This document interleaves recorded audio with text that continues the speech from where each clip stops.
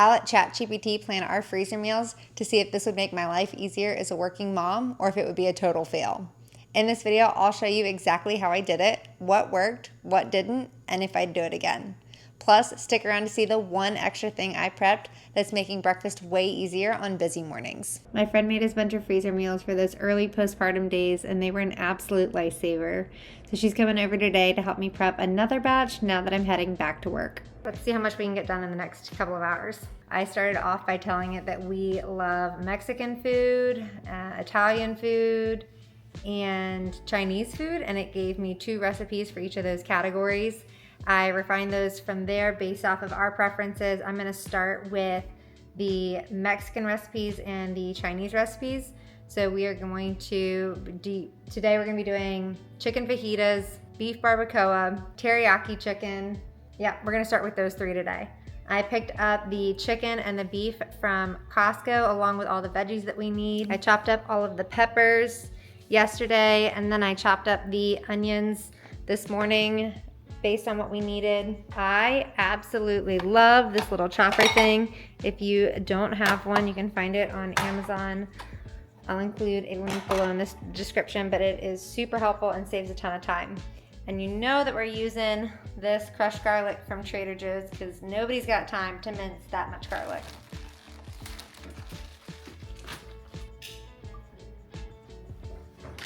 I was going for a half cup of sauce, but I almost feel like that's not quite enough. I'm always a more sauce is better. Yeah.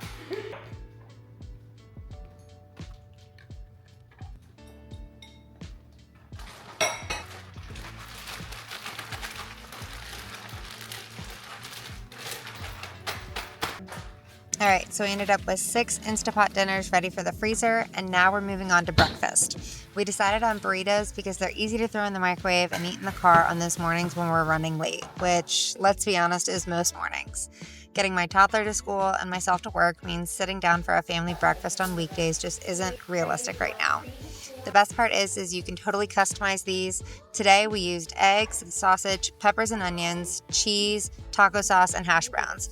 But you could swap in ground beef, turkey, even leftover veggies you need to use up.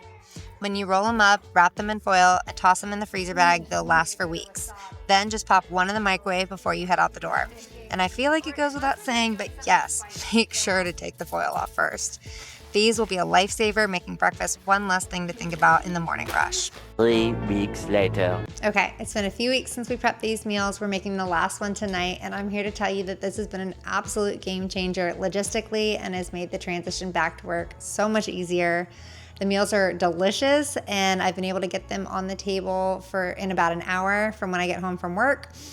And they are toddler approved. I'm so glad that we used 3 pounds of meat in each of these bags. It's making enough leftovers for lunch the next day and sometimes even another dinner meal. The only cons are that the Sharpie rubbed off of the Ziploc bags from the condensation. So just keep a copy of the recipes on hand to be able to reference as needed. The other thing is that we're having to defrost the meals to be able to fit them in the Instapot.